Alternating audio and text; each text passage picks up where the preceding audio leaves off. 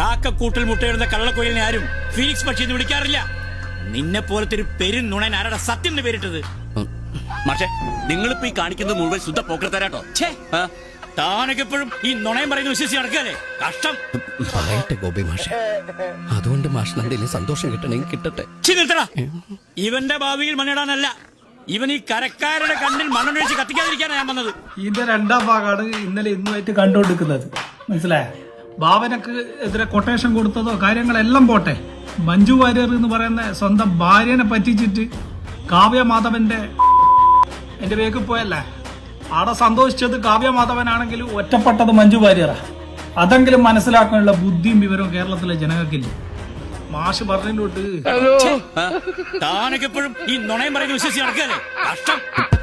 ഇപ്പൊ ഇവൻ പറയുന്ന വിശ്വസിച്ചിരുന്നിക്കല്ല.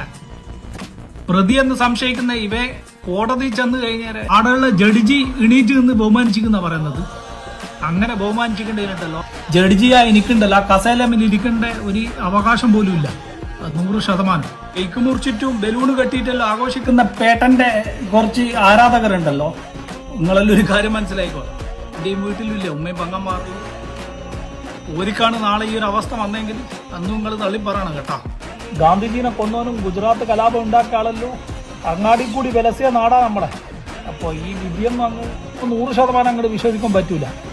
ആഘോഷിക്കുമ്പോ സന്തോഷിക്കുമ്പോ ഉണ്ടല്ലോ, മറുഭാഗത്തൊരു പെണ്ണ് ഓൾക്ക് കിട്ടേണ്ട നീതിയാണ് നഷ്ടപ്പെട്ടത് എന്നുള്ളതും കൂടി ഓർമ്മിക്കുന്നത് നല്ലതാണ്. കോടികൾ മുടക്കിയിട്ട് ഇഞ്ച വീട്ടിൽ തന്നെ പോയിട്ട് എനിക്ക് കടന്നുറങ്ങാൻ പറ്റും. അവസാന ഘട്ടോ കർമ്മ എന്ന് പറയുന്ന ഒരു 3 അക്ഷരമുണ്ട്. ജഡ്ജി മറന്നു കഴിഞ്ഞാലും ദൈവം മറക്കൂല. ഇനി അങ്ങനെ ചെയ്തിട്ടുണ്ടെങ്കിൽ